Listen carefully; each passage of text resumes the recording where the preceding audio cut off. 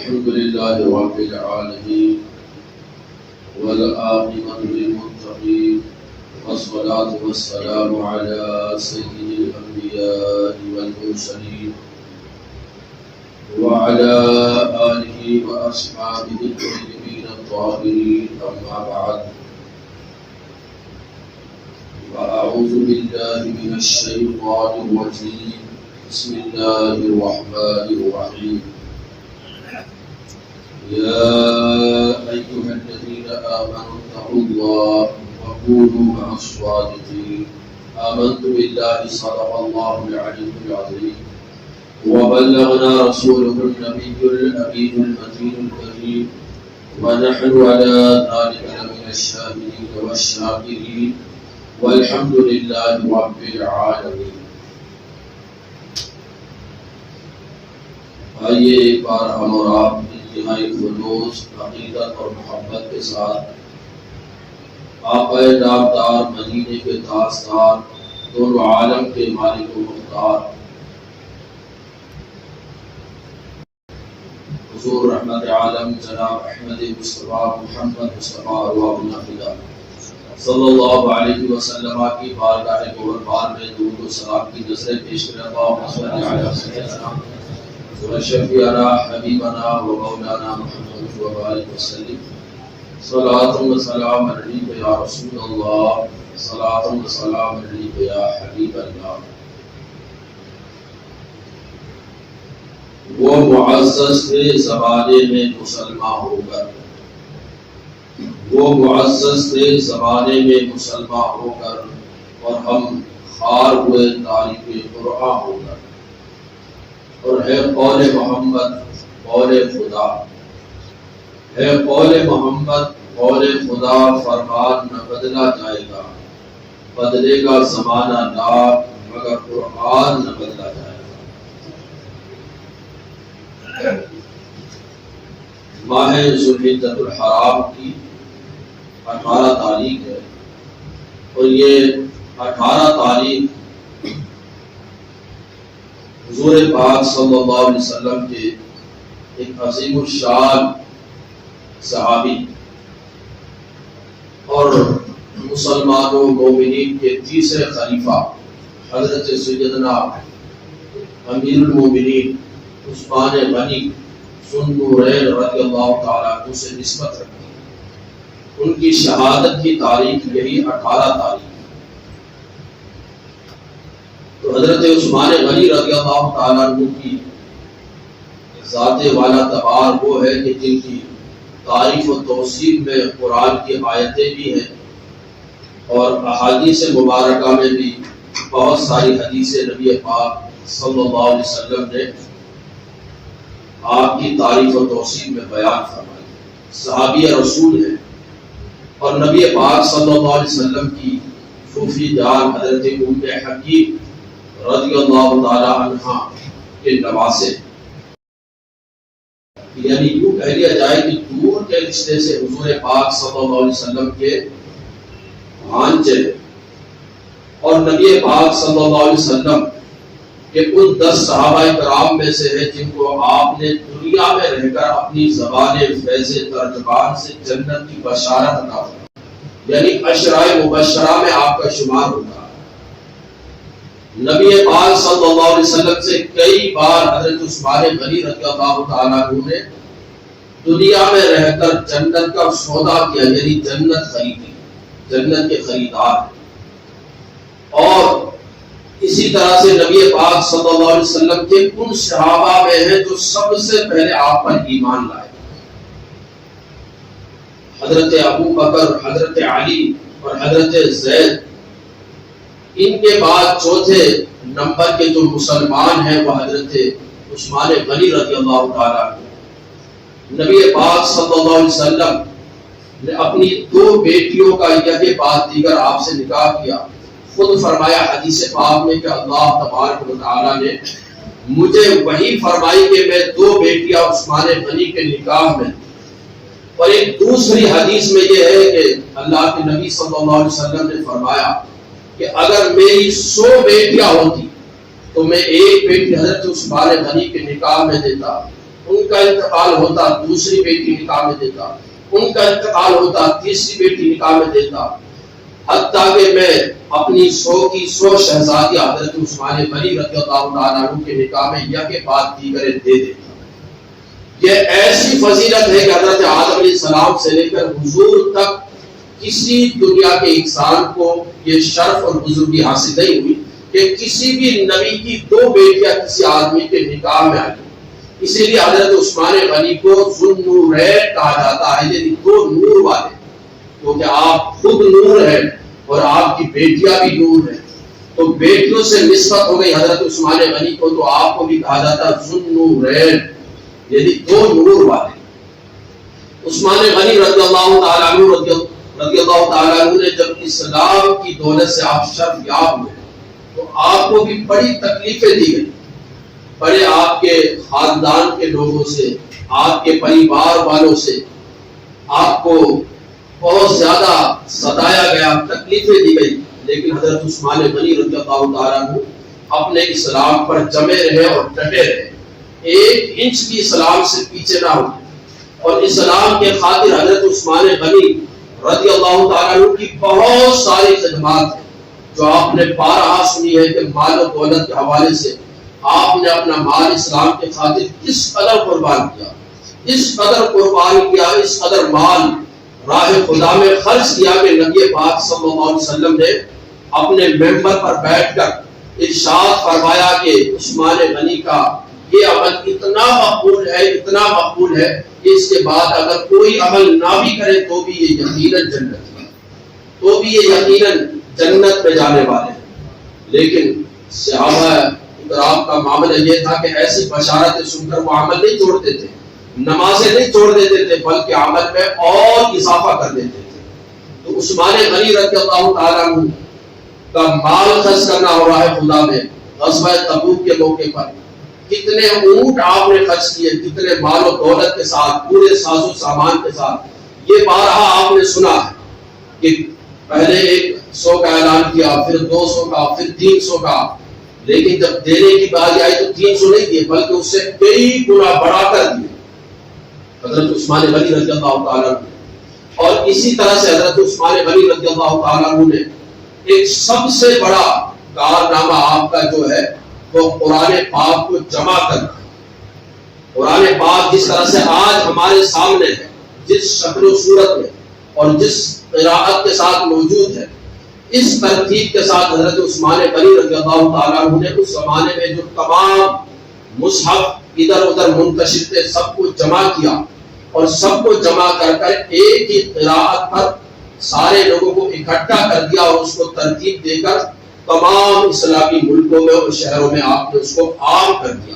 اسی لیے آپ سنتے ہیں خطبے کا اور دیگر موقع پر حضرت عثمان غنی رضی اللہ تعالیٰ عنہ کے جہاں القاب بیان کیے جاتے ہیں، کامل الحیاء والعقاد، یعنی کامل شرم و حیا والے، وہیں پر یہ بھی کہا جاتا ہے جامع القرآن، یعنی قرآن پاک کو جمع کرنے والے۔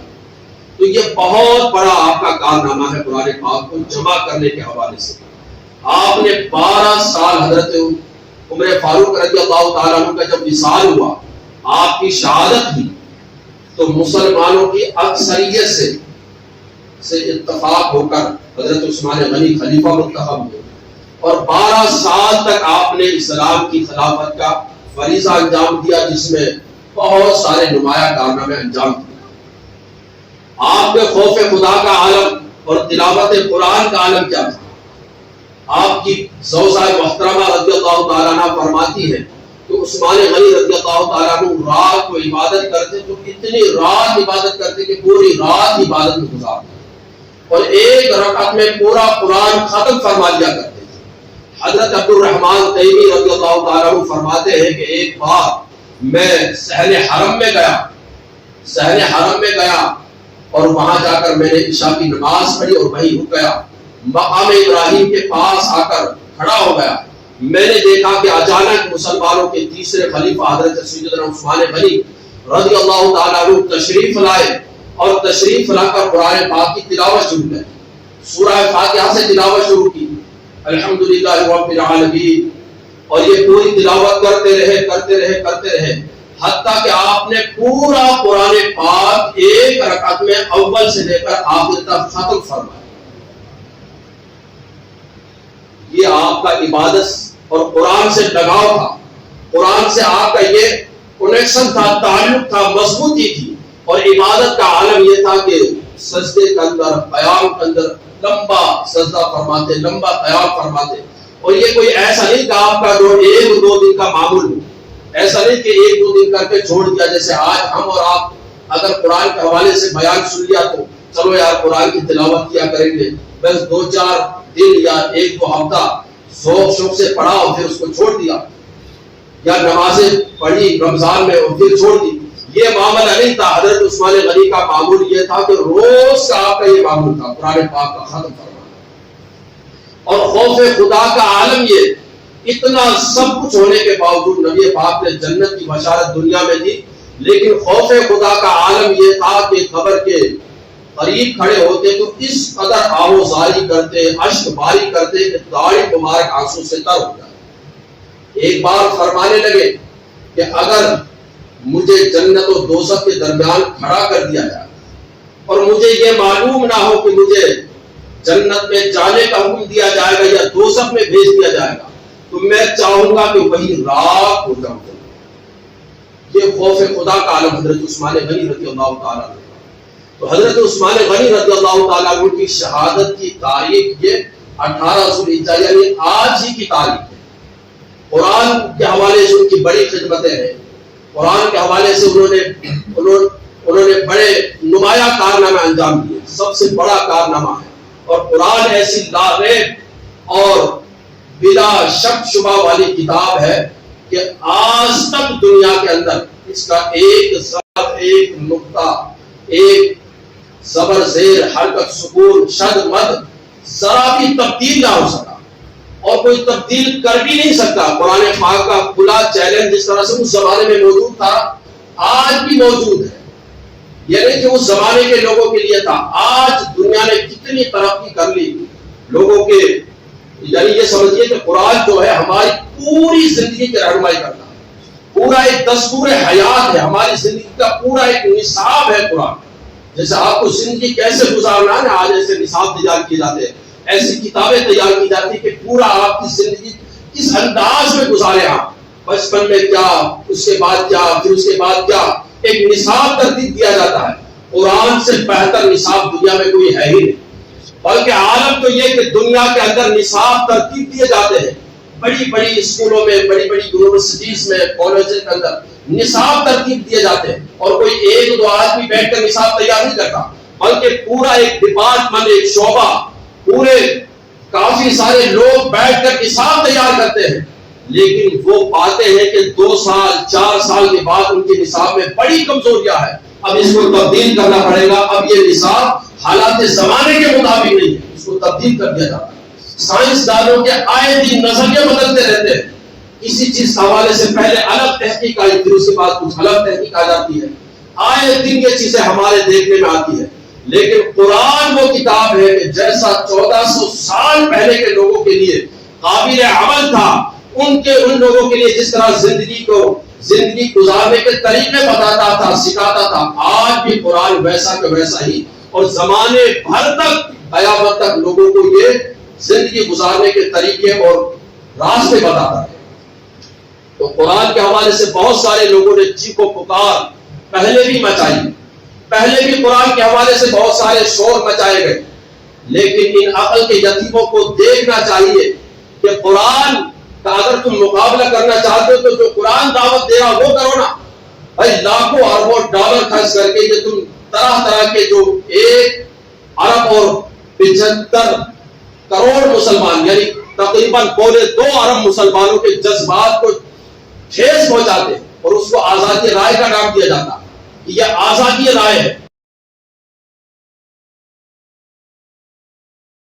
ایسے معاملات تھوڑے دنوں بعد، پھر تھوڑے دنوں بعد، پھر تھوڑے دنوں بعد آئے دن نظر آتے تھے۔ تو قرآن کا چیلنج ہے وہ کر لو، لیکن آپ جانتے ہیں اچھی طرح سے جب کسی آدمی کے پاس کوئی دلیل نہیں ہوتی، کوئی حجت نہیں ہوتی، کوئی اس کے پاس مقابلہ کرنے کے لیے کوئی ایسی خاطر خواہ کوئی بات نہیں ہوتی، تو پھر وہ سامنے والا گالیوں پر اتر آتا ہے یا پھر کیا لڑائی جھگڑے پر اتر آتا ہے یا پھر کوئی ایسی باتیں کرنے لگتا ہے، اسی لیے یہ چیزیں رونما ہوتی ہے، دیکھنے میں آتی ہے. ورنہ تو قرآن میں دیکھیے، قرآن نے پہلے فرمایا فَلْيَأْتُوا بِحَدِيثٍ مِثْلِهِ کہ قرآن جیسی تم بھی بنا کے لے آؤ. لیکن کیا ہوا؟ نہیں لے کے آئے. اس زمانے میں، عرب کے زمانے میں، جب بڑے بڑے شاعر، بڑے بڑے شعرا، ایسے لوگ چاہے تو یہاں بیٹھ کر اگر کسی اونٹ کے حوالے سے کہنا چاہیں 100 شعر، تو کوئی کتاب تلاش کرنے کی ضرورت نہیں، کوئی لغت یا ڈکشنری لے کر بیٹھنے کی ضرورت نہیں تھی. وہ لوگ بیٹھے بیٹھے اونٹ پر، گھوڑے پر 200 400 500 اشعار پورا کا پورا قصیدہ پڑھ دیتے تھے. یہ حال تھا ان کی زبانوں کا، عرب کا، عربی کے اندر یہ عالم تھا. لیکن اس زمانے میں بھی کوئی قرآن کا مقابل لے آیا؟ کوئی نہیں لا سکا. پھر قرآن نے کہا کہ چلو قرآن جیسا پوری کتاب نہیں لا سکتے تو ایسا کرو کہ 10 سورتیں بنا کے لے آؤ. لیکن کیا ہوا؟ 10 سورتیں بھی کوئی نہیں بنا کے لایا. حالانکہ ایسا نہیں انہوں نے کوشش نہیں کی، بہت ہاتھ پیر سر پارے، جی توڑ کوشش کی، لیکن نہیں لا سکتے. پھر قرآن نے کہا اگر تمہیں شک ہے وَإِن كُنتُمْ فِي رَيْبٍ مِّمَّا نَزَّلْنَا عَلَىٰ عَبْدِنَا فَأْتُوا بِسُورَةٍ مِّن مِّثْلِهِ، اگر قرآن جو ہم نے اپنے بندے پر اتارا ہے اس میں ذرا بھی شک ہے تو ایک سورت بنا لاؤ. 10 سورت نہیں، ایک سورت بنا لاؤ. لیکن کیا ہوا؟ ایک سورت بھی نہیں بنا لا سکتے. پھر اس کے بعد قرآن نے اور آگے بڑھ کر چیلنج کیا کہ تم ایسا کرو کہ سارے جنات، سارے انسان، پوری کائنات کے لوگ اکٹھے ہو جاؤ، جمع ہو جاؤ اور قرآن کے مثل بنا کر لے آؤ. لیکن کیا ہوا؟ آج تک چیلنج موجود ہے، کوئی نہیں لا سکا، کوئی لا ہی نہیں سکا. پھر قرآن نے چیلنج کیا اور یہ دعویٰ بھی کر دیا فَإِن لَّمْ تَفْعَلُوا وَلَن تَفْعَلُوا فَاتَّقُوا النَّارَ الَّتِي وَقُودُهَا النَّاسُ وَالْحِجَارَةُ کہ اگر تم نہ کر سکو اور تمہارے بس میں ہے بھی نہیں کرنا قرآن کے مقابل میں لانا، تو پھر اس آگ سے ڈرو جس آگ کا ایندھن آدمی اور پتھر ہے. یعنی دنیاوی آگ کو بھڑکانے کے لیے لکڑی، کوئلے، یہ تمام تر چیزیں ڈالی جاتی ہے، لیکن جہنم کی آگ اتنی خطرناک ہے اس کو بھڑکانے کے لیے آدمیوں کو ڈالا جائے گا، پتھروں کو ڈالا جائے گا، تب وہ آگ بھڑکنے لگے. قرآن فرما رہا ہے ڈرو اس آگ سے. لیکن جن کی سمجھ میں نہیں آتی قرآن کتاب ہدایت ہے، رہتی دنیا تک کے کتاب ہدایت ہے، اور قرآن پڑھ کر بندہ کہاں سے کہاں پہنچ جاتا ہے. قرآن پڑھنے والے کا کتنا اونچا مقام و مرتبہ ہے. دیکھیے قرآن پڑھنے والے اور پڑھانے والوں کا کتنا اونچا مقام و مرتبہ ہے. اللہ کے نبی صلی اللہ علیہ وسلم فرماتے ہیں خیرکم من تعلم القرآن وعلمہ، تم میں سب سے بہترین انسان وہ ہے جو قرآن سیکھتا ہے اور سکھاتا ہے. قرآن سیکھتا اور سکھاتا ہے، اس کو سب سے بہتر کہا گیا. یہ نہیں کہا گیا جس کے پاس بہت ساری دنیاوی نالج ہو، یا طرح طرح کی ڈگریاں ہو، یا طرح طرح کے معلومات ہو، یا بہت سارا دولت خزانہ ہو، یا بہت سارے تعلقات ہو، یا کوئی بہت بڑا عہدہ ہو، منصب ہو. یہ نہیں کہا، بلکہ یہ کہا جو قرآن سیکھتا ہے اور سکھاتا ہے وہ سب میں بہتر، سب میں بہتر. یہ تو عالم یہ ہے کہ جب اس زوال کے دور میں، جب امت کا زوال پذیر ہے، ہمارے حالات پہلے جیسے نہیں، جیسے پہلے زمانے میں مسلمانوں کے حالات ہیں. آج زوال کا زمانہ ہے، لیکن اس زوال کے زمانے میں بھی، اس ترقی کے دور میں نہیں، بلکہ ہمارے اس پیچھے اور انحطاط کے دور میں بھی عالم یہ ہے کہ دنیا کے اندر سینکڑوں نہیں، ہزاروں نہیں، کروڑوں حافظ قرآن، کروڑوں حافظ قرآن ہے. بلکہ ہر محلے، ہر گلی، ہر بستی کے اندر حافظ قرآن موجود ہے. تو قرآن کی حفاظت کا ذمہ رب نے لیا ہے. کوئی کتنی کوشش کرے، کتنی اپنی یہ محنتیں لگائے، چاہے کتنے بڑے لیول پہ یہ سارے کارنامے کرے، لیکن قرآن کو مٹا سکتا ہے؟ کوئی نہیں مٹا سکتا. قرآن میں رب نے خود فرما دیا انا نحن نزلنا الذکر وانا له لحافظون، بے شک ہم نے ہی قرآن اتارا اور ہم ہی اس کے نگہبان. اگر یہ عربی کے اندر اس کو غور و فکر کیا جائے نا، انا نحن نزلنا الذکر وانا له لحافظون، یعنی اس کلام میں کتنی زور پیدا کیا گیا. جیسے ہم کہتے ہیں کہ بھائی فلاں آدمی سے میں نے ملاقات کی، فلاں آدمی سے میں نے ملاقات کی، تو یہ بات میں ہے تھوڑا سا وزن. لیکن کوئی کہے کہ یار تم نے نہیں ملاقات کی، تو یہ کہتے ہیں کہ بھائی میں نے فلاں ہی آدمی سے ملاقات کی. نہیں، تم نے نہیں ملاقات کی.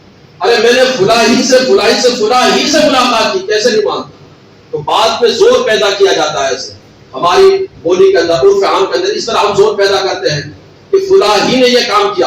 ایسے ہی عربی کے اندر زور پیدا کرنے کے لیے کچھ کلمات آتے ہیں. تو اس آیت میں اگر غور و فکر کیا جائے تو کئی ایسے کلمات ہیں کہ جن کے ذریعے زور پیدا کیا جا رہا ہے کہ ہم نے ہی قرآن اتارا اور ہم ہی اس کے نگہبان. قرآن میں پڑھنے والے کو اللہ تعالیٰ کل بروز قیامت سامنے کھڑا کرے گا اور کہے گا کہ قرآن پڑھ، قرآن پڑھ. وہ قرآن پڑھے گا، اونچا چڑھ، قرآن پڑھ اور اونچا چڑھ. فرمایا جائے گا کہ قرآن پڑھتا جا، اونچا چڑھتا جا، قرآن پڑھتا جا اور بلندیاں طے کرتا جا. تو قرآن پڑھنے سے انسان کی زندگی بھی سنورتی ہے، آخرت بھی سنورتی ہے. اس لیے قرآن سے ہم اپنے آپ کو جوڑے، قرآن سے اپنے آپ کو تعلق مضبوط کرے. اگر کوئی یہ گستاخیاں کرتا ہے، یہ توہین آمیز اس طرح کے معاملات اپناتا ہے، تو ہماری ذمہ داری یہ بنتی ہے کہ ہم قرآن سے اور اپنے آپ کو قریب کریں، قرآن کی تعلیمات پر اور عمل کرنے والے بن جائیں. یعنی قرآن سیکھے، خود بھی سکھائے. یہ نہیں کر سکتے، کم سے کم اتنا تو ہر مسلمان کرے کہ قرآن کو اپنے سینے سے روز لگائے اور چومے، سر پہ رکھے، ادب کرے، قرآن کا ادب، اس کا ادب کرے، اس کی طرف پیر نہ پھیلائے، اس کی طرف کیا ہے، اس سے اونچی جگہ پر نہ بیٹھے. قرآن باوضو قبلہ روح ہو کر پڑھے. قرآن پڑھتے وقت روئے، رونا نہ ہے تو رونے جیسی صورت بنائے. اللہ کے نبی فرماتے ہو تلو القرآن وقتو فَإِن لَمْ تَبْكُوا فَتَبَاكُوا. قرآن پڑھا کرو تو رویا کرو، اگر رونا نہ آئے تو رونے جیسی شکل و صورت بنایا کرو. تو قرآن ہمارے لیے سب سے قرآن ہمارے لیے اتنا بڑھ کر ہے کہ ہماری جانوں سے، ہمارے مالوں سے، ہماری اولاد سے، ہمارے گھر بار سے سب سے بڑھ کر ہمیں سب سے زیادہ عزت اگر کسی چیز کی پیاری ہے تو وہ قرآن کی پیاری ہے کہ نہیں؟ بولیے بھائی، قرآن کی عزت ہم کو سب سے بڑھ کر پیاری ہے کہ نہیں ہے؟ تو یہ آپ سبق لے کے یہ اس طرح کے معاملات ہوتے تو ہمیں کیا کرنا ہے؟ ہمیں کیا کرنا ہے؟ یہ جو سویڈن میں ہوا، یہ اس طرح کے معاملات جو اس طرح کے ناپاک سرزمینوں پر جو ہوتے رہتے ہیں، یہ ناپاک لوگ جو کرتے رہتے ہیں، ان کے کرنے سے کیا قرآن کی عظمت میں فرق آئے گا؟ قرآن کی حفاظت میں فرق آئے گا؟ قرآن کی تلاوت میں کوئی فرق آئے گا؟ نہیں آئے گا. قرآن کا عالم تو یہ ہے کہ جو آدمی نہیں سمجھتا نا، جس کو قرآن پڑھنا تک نہیں آتا، اللہ کی عزت کی قسم اگر کوئی بہترین آواز میں تلاوت کرنے والا ہو تو اس کی آنکھیں اشکبار ہوتا ہے کہ نہیں؟ تو تلاوت قرآن ہے ہی ایسی چیز. تو ہمیں قرآن کی تلاوت کو عام کرنا ہے، اس کو زیادہ سے زیادہ مطلب اس سے اپنے آپ کو جوڑنا ہے. اگر نہیں سیکھے ہیں تو کوشش کریں کہ قرآن سیکھ کے جائے، قرآن سیکھ کے جائے. سورہ ملک اللہ کے یہاں عرض کرے گی مولا یہ مجھے پڑھا کرتا تھا، اسے جنت میں داخل کر. رب فرمائے گا کہ اس کے گناہ بہت زیادہ ہے. کہا کہ رب یہ میری تلاوت کرتا تھا، تو اسے جنت میں داخل کر، جنت میں داخل کر. تو اس طرح سے سورہ ملک حجت کرے گی اور عرض کرے گی مولا اگر تو یہ نہیں کرتا تو مجھے قرآن سے باہر کر. ہمارے لیے قرآن کتنا فائدہ دے گا آخرت میں. دیکھیے اگر ہم تلاوت کر لیں کسی سورت کی تو وہ رب کے یہاں اور آخرت میں ہمیں فائدہ پہنچا دے. اس لیے قرآن کی تلاوت کرنا اپنا معمول بنائیں، قرآن اپنے معمولات میں شامل کریں، اپنے بچوں کو بھی قرآن سے جوڑے. سب سے پہلا سبق ایک مسلمان کا اپنے بچوں کے لیے قرآن ہی ہونا چاہیے. دنیا کی تعلیم سے کوئی منع نہیں کرتا، جتنا چاہے آپ سکھا، لیکن ہمارا سب سے پہلا سبق ایک مسلمان کا سب سے پہلا سبق اپنے بچوں کے لیے ہو تو وہ قرآن